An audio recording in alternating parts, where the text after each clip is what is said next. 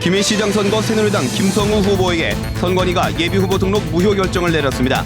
김 후보는 법원에 가처분 신청을 냈습니다.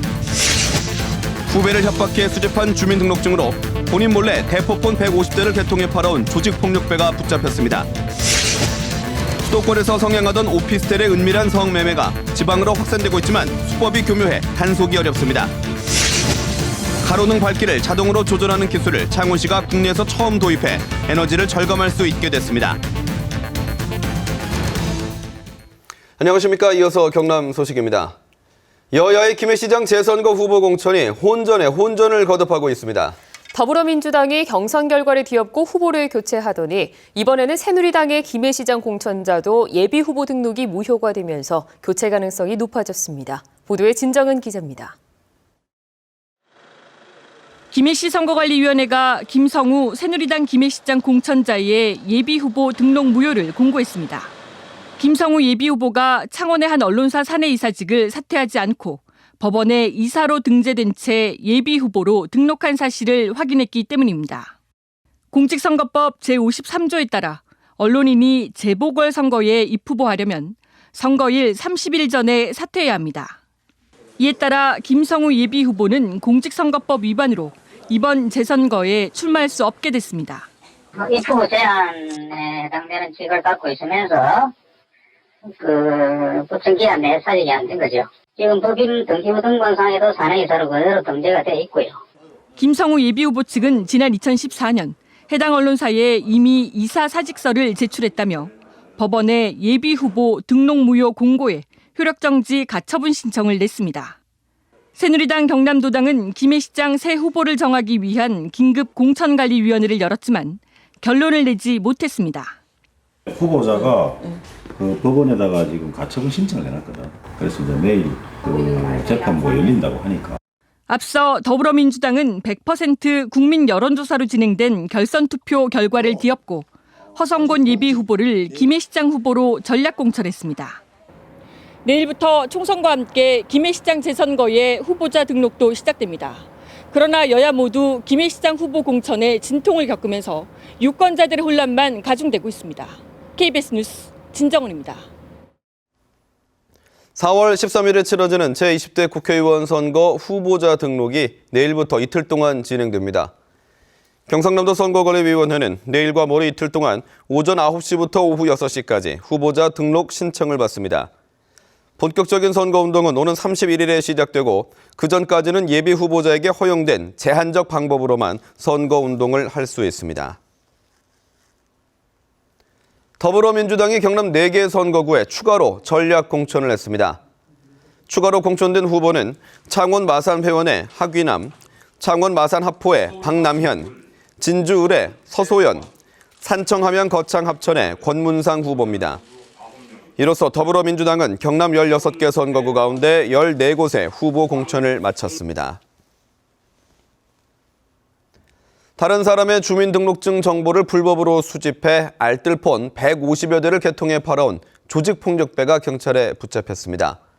훔친 정보로 이들이 개통한 알뜰폰들은 대부분 전화 사기범들의 대포폰으로 사용된 것으로 드러났습니다. 정유진 기자가 취재했습니다. 20살 박모 씨는 지난해 말 평소 무서워하던 선배의 협박 문자에 시달렸습니다. 험한 말을 쏟아내며 다짜고짜 다른 사람의 주민등록증 사진 파일을 구하라는 내용이었습니다. 7장. 안 받다가 잡혀서 맞은 애가 한 명 있거든요. 나중에 저도 제 친구처럼 맞을까봐 거슬 같으면 좀 하기 힘든 상황이죠. 후배들을 협박해 타인의 주민등록증 사진 파일 40여 개를 받아낸 일당은 조직폭력배 21살 양모 씨 등 2명. 사진 파일들은 이동통신사 망을 빌려 사용하는 알뜰폰 150여 대를 개통하는 데 이용됐습니다. 주민번호 등을 도용당한 피해자들은 개통 사실조차 알 수 없었습니다. 알뜰폰 판매원으로 일하던 양 씨가 가입자 번호로 자신의 번호를 등록해 알뜰폰 통신사에 본인 확인 전화를 대신 받았기 때문입니다. 양 씨가 개통한 알뜰폰들은 즉시 대포폰용으로 인터넷을 통해 한 대에 10여만 원에 팔렸습니다.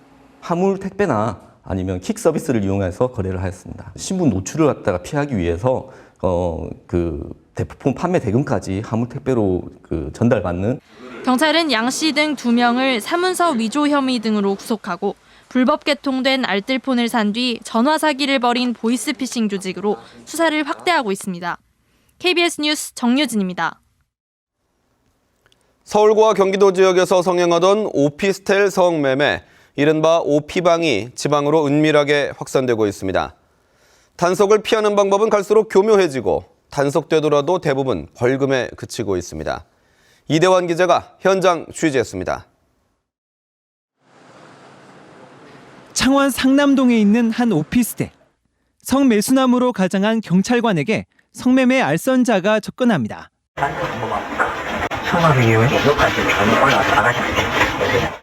알선책이 알려준 곳으로 가자 한 여성이 기다렸다는 듯 문을 열어줍니다. 경찰이 들이닥친 오피스텔 안. 방 안 곳곳에서 성매매의 물증이 나옵니다. 몇 시부터 보통 일을 하시는 거예요? 4시. 그래서 몇 시까지 보통 계시는 건가요? 오늘 자유예요. 이들 일당은 도심에 있는 오피스텔에서 방 5개를 빌려놓고 성매매를 줄곧 해왔던 것으로 드러났습니다. 수도권을 중심으로 성행하던 오피스텔 성매매, 이른바 오피방이 창원에 진출한 건 4년 전. 최근에는 10곳 정도로 늘어난 것으로 추정되고 있습니다. 급속한 확산이 가능한 것은 교묘한 방법을 이용해 단속을 피해가고 있기 때문. 실장님 아시죠? 인터넷 사이트에서 보고 전화드렸는데요. 취재진이 연락해 알선책을 만나자 으슥한 곳으로 끌고 가 신분을 확인합니다. 경찰 언론을 좀 나오신 분들은 안 받기 전에 한 거예요. 확인해 주세요. 자원적이나. 이런 성매매 업체들은 단속되더라도 바지 사정을 바꿔가며 영업을 계속하고 있어 뿌리 뽑기가 쉽지 않습니다. 현금으로 서로 거래를 하기 때문에 거기에 대한 몰수나 추징도 어려운 상태고 초범인 경우 벌금형으로 나오는 경우가 많기 때문에 변종 성매매 업소들이 법망을 피해가며 지역에서마저 은밀하게 파고들고 있습니다. KBS 뉴스 이전입니다. 보통 가로등은 한 번 켜면 끌 때까지 그 밝기 상태가 그대로 유지되는데요. 창원시가 이 가로등의 밝기를 자동으로 조절하는 첨단 정보통신 기술을 접목해 예산 절감에 나서기로 했습니다. 송윤중 기자가 보도합니다. 창원에 있는 한 사무실입니다. 사람이 일일이 조작하지 않아도 주변 상황에 따라 조명 밝기가 자동으로 조절됩니다. 기존 전력망에 정보통신 기술을 접목해 전력 사용 효율을 극대화하는 이른바 스마트 그리드 기술입니다. 정부 시범 사업으로 지정되면서 창원시가 시내 가로등 26,700여 개를 이 기술이 적용된 고효율 장비로 교체합니다. 창원에 있는 한 업체의 특허 기술 때문입니다. 저도 제어 시스템을 탑재하니까 평균 75% 이상의 초절전 효과를 만들어내는 겁니다. 국책 사업으로 진행하면 딱 맞겠다는 생각을 가지고 정부 측하고 끊임없이. 이곳 창원공단은 밤에는 통행량이 적지만 가로등을 환하게 켜야만 했습니다. 하지만 사업이 마무리되면 필요에 따라 밝기를 조절할 수 있어 전기를 아낄 수 있습니다. 창원시는 이 사업으로 한 해 가로등 전기료가 31억 원에서 9억 원으로 줄어들고 관리비도 절감해 매년 33억 원을 아낄 수 있을 것으로 기대하고 있습니다. 창원시는 다른 분야에도 전력 효율화 사업 적용을 검토하고 있습니다. 창원은 이제 창원공단이 이래 있습니다. 공장 전력 효율화 사업을 이제 이어서 시행하게 됩니다. 다른 지자체도 가로등 교체 사업을 검토하고 있어 전국 확산에 따른 경제적 효과도 기대되고 있습니다. KBS 뉴스 송현준입니다. 채권단 관리를 받던 SPP조선이 새 주인을 찾게 됐습니다. 채권단이 매각우선 협상자 대상자로 선정된 SN그룹과 협상을 마무리 지었는데요. 본계약이 체결되면 구조조정조선사가 새로운 인수자에 매각되는 첫 사례가 됩니다. 보도에 최세진 기자입니다. 지난 2010년부터 채권단 공동관리를 받아오던 SPP조선. 채권단이 신규 수주를 허용하지 않고 지난해 매각 절차를 밟으면서 청산으로 가는 게 아니냐는 위기감이 많았습니다. 하지만 올해 초 매각 본입 차례 단독 입찰한 SM그룹이 우선 협상 대상자로 선정됐습니다. 인수자금은 1,000억 원의 유상증자와 부채를 포함해 4천억 원 수준. 채권단과 SM그룹은 2개월 동안 협상을 벌인 끝에 합의에 도달해 인수 양해각서를 체결했습니다. SPP 사천조선소가 계속 기업으로 갈 수 있는 8부 능선을 넘은 셈입니다. 긴 가문 끝에 아주 단비라고 생각하고요. 그 매각을 통한 구조조정이 성사된 첫 케이스라고 보고요. 하나의 그 좋은 모범 사례를 창출해냈다. SM그룹과 채권단은 그동안 신규 수주에 대한 선수금 환급 보증을 두고 협상을 벌였습니다. 채권단은 SM그룹의 인수 후에도 앞으로 3년 동안 최대 40척까지 선수금 환급 보증을 하기로 합의했습니다. 이에 따라 SPP조선의 신규 수주와 기업 정상화도 탄력을 받을 것으로 전망됩니다. SM그룹은 앞으로 정밀 확인 실사와 유상 증자 등을 거쳐 오는 5월까지 SPP조선 인수 작업을 끝내고 자회사로 편입할 계획입니다. KBS 뉴스 최세진입니다.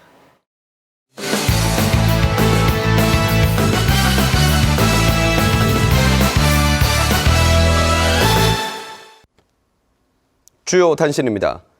창원지검 특서부는 사업자로부터 금품을 받은 혐의로 창원시청 6급 공무원을 체포하고 시청 사무실을 압수수색했습니다.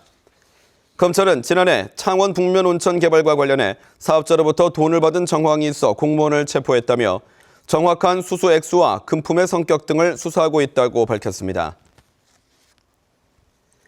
BNK 금융그룹 경남은행이 정기 주주총회를 열어 손교덕 은행장을 재선임했습니다.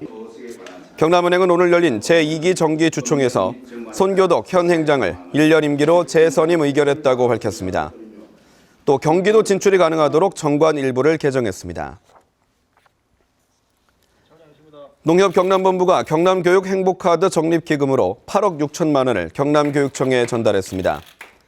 경남교육 행복카드는 경남교육청과 경남농협의 업무 제휴로 도내 교육기관과 교직원 카드 이용 실적에 따라 이용액의 일부를 복지기금으로 적립하는 공익제휴 카드입니다. 이번 기금 가운데 7억 3천만 원은 교육활동 경비로 사용되고 1억 2천만 원은 학생 교복비와 책 읽기 등 교육복지에 사용됩니다. 전국시도의회 의장협의회는 오늘 전남도의회에서 임시회를 개최하고 남해 여수간 동서해저터널 조기 착수를 촉구하는 건의문을 상정해 의결했습니다. 의장협의회는 동서해저터널이 박근혜 대통령의 공약 사업으로 경제 타당성보다 동서화합의 상징성을 감안해야 한다고 강조했습니다. 또 지역 균형 발전을 목적으로 추진되는 사업은 예비 타당성 조사와 관계없이 추진해야 한다는 입장도 건의했습니다. 경남의 지자체 가운데 함안군을 제외한 9개 군청이 여전히 자체 수입으로는 공무원 인건비도 감당하지 못하는 것으로 나타났습니다. 지난 2014년을 기준으로 경남도청의 인건비는 약 3,170억 원으로 전체 예산의 5.28%를 차지했고 또 시지역에서는 창원시가 3,180억 원으로 17.13%, 군지역에서는 합천군이 507억 원으로 12.5%로 인건비가 가장 많았습니다. 경남교육청이 교육부 방침에 따라 전교조 사무실 지원을 중단하고 노조 전임자 징계에 들어가자 전교조가 반발하고 있습니다. 도교육청은 임대 기간이 끝나는 5월 24일까지 사무실을 비워달라는 공문을 전교조 경남지부에 보냈습니다. 이에 대해 전교조 경남지부는 박종훈 교육감이 교육부의 부당한 겁박에 굴복한 것으로 볼 수밖에 없다며 징계위에도 참석하지 않을 것이라고 밝혔습니다. 경남FC가 외국인 선수 2명을 추가로 영입했습니다. 영입한 선수는 브라질 출신의 공격수 조아 안토니오와 크로아티아 수비수 이반 헤르책입니다. 경남 소식이었습니다.